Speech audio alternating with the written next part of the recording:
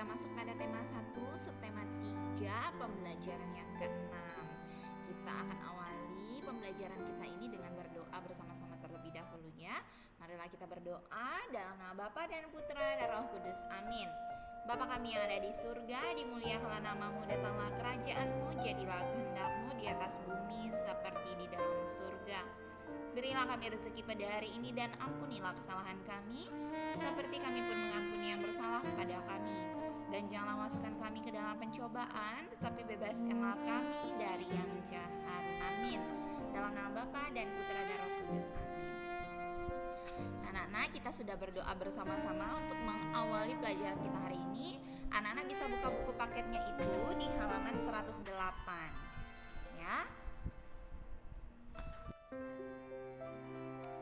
Anak-anak sudah buka bukunya di halaman 108. Nah, kita akan mengamati gambar berikut ini anak-anak. Lihat, ada Pak Guru, Siti, dan teman-teman sedang berbaris di depan kelas. Nah, pada suatu pagi ini, di hari yang cerah ini, Bapak Guru itu memeriksa kebersihan siswa anak-anak, mulai dari rambut hingga kuku. Jadi diperiksa satu persatu, sampai ke telinganya juga diperiksa, ya kan? Nah, rambut Udin bersih dan harum, kuku Siti pendek dan rapi, telinga Beni juga bersih. Semua menjaga kebersihan tubuh. Nah, anak-anak, apakah anak-anak tahu bagaimana cara membersihkan telinga? Nah, kita juga harus rajin merawat dan menjaga kebersihan telinga kita anak-anak. Tetapi kita harus minta bantuan orang yang lebih tua ataupun ibu kita untuk membantu kita membersihkan telinga kita anak-anak. Nah, membersihkan ke telinga itu kita bisa menggunakan alat seperti yang namanya katembat anak-anak ya. Nah, kita kenapa harus minta bantuan orang tua untuk membersihkan telinga? Karena kita juga tidak bisa memaksakan untuk membersihkan telinga kita terlalu dalam.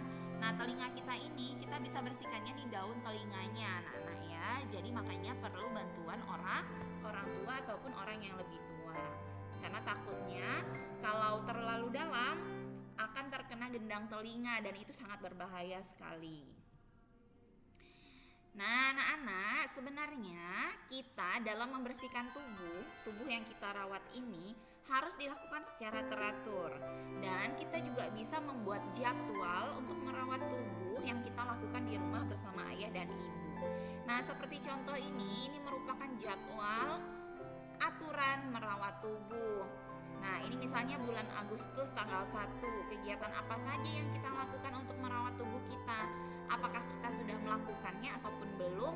Nah, kita bisa memberi tanda pada jadwal ini. Seperti contoh ya, tanggal 1 Agustus, apa saja kegiatan yang kita lakukan? Pertama, mandi, menggosok gigi, menggunting kuku. Nah, apakah kita sudah melakukan atau belum? Kalau sudah, maka kita beri tanda centang. Kalau belum kita lakukan, maka tidak perlu kita isi. Nah, ini contoh untuk membuat jadwal merawat tubuh bersama ayah dan ibu di rumah. Nanti misalnya lagi yang kedua, mandi, menggosok gigi di tanggal berapa, menggunting kuku, apakah sudah dilakukan atau belum? Kalau sudah dilakukan maka beri tanda centang. Kalau belum, tidak diberikan tanda centang. Nah, anak bisa coba di rumah ya untuk membuat jadwal kegiatan merawat tubuh bersama dengan orang tua. Nah, anak-anak, kita akan memilih dan melingkari kata yang tepat sesuai dengan kalimat berikut ini. Contoh yang pertama, Udin mandi, garis miring keramas memakai sabun. Nah, Udin itu memakai sabun untuk apa anak-anak? Untuk mandi, maka ternyata lingkarannya ada di kata mandi. Lalu yang kedua, Beni pergi ke sikat atau dokter gigi. Beni pergi kemana? Betul, ke dokter gigi. Maka kita lingkari kata dokter. Lalu yang ketiga, Dayu mencuci titik-titik memakai sampo. Rambut atau tangan? Kalau memakai sampo, maka dari itu kita mencuci rambut. Jadi Dayu mencuci rambut memakai sampo. Lalu yang keempat, Lani menggosok 2 kali sehari. Menggosok apa? Gigi atau telinga? Betul sekali, Lani menggosok gigi 2 kali sehari. Nah, yang terakhir, setelah bermain Edo mencuci hidung atau tangan. Betul, anak-anak pintar. Setelah bermain Edo mencuci tangan. Nah, kita sudah berlatih memilih kalimat atau kata yang sesuai dengan isian yang harus kita isi sesuai dengan kalimat ini. Ya anak-anak ya, jadi memang kita harus melingkari kata yang tepat sesuai dengan kegunaannya apa saja. Seperti Edo bermain, Edo mencuci apa setelah bermain? Mencuci hidung atau tangan? Ya tangan, ya kan? Nah, beginilah cara memilih kata yang tepat untuk mengisi sebuah pertanyaan. Nah, anak-anak, di sini ada cerita yang harus kita baca bersama-sama. Judulnya Sakit Perut. Nah, anak-anak ikuti Bu Guru di rumah ya. Anak-anak di rumah mengikuti Bu Guru ketika Bu Guru menyebutkan kalimat per kalimat. Sakit perut. Beni bermain di taman. Di sana ada ayunan. Ada juga bak pasir. Beni bermain pasir. Setelah itu, Beni membeli kue. Beni makan kue. Rasanya enak sekali. Di sekolah, Beni sakit perut. Beni lupa mencuci tangan sebelum makan. Nah, judul dari bacaan yang kita baca ini adalah sakit perut. Nah, kenapa Beni bisa sakit perut, anak-anak? Karena Beni lupa mencuci tangan. Nah, sebelum Beni sakit perut, apa yang Beni lakukan? Beni bermain pasir. Nah, setelah ia bermain pasir, dia membeli kue. Dan ia makan menggunakan tangannya yang belum ia cuci.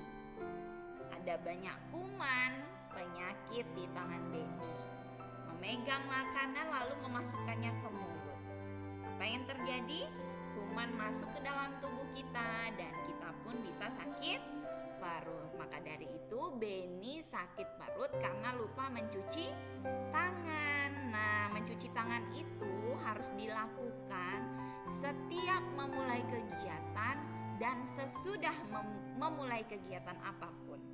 Jadi harus rajin cuci tangan ya anak-anak, supaya terhindar dari sakit perut. Nah, anak-anak, perhatikan angka pada kalung temanmu yang ada di gambar ini. Mereka berbaris sesuai urutan, mulai dari yang kecil ke yang besar. Nah, ini kan tidak berurutan anak-anak. Ada angka atau bilangan 2, 5, 1, 4, 3. Nah, kita akan menyusun bilangan ini sesuai dengan yang terkecil ke urutan yang terbesar. Nah, inilah urutan majunya anak-anak. 1, 2, 3, 4, 5. Lalu urutan mundurnya 5, 4, 3, 2, 1. Seperti itu ya.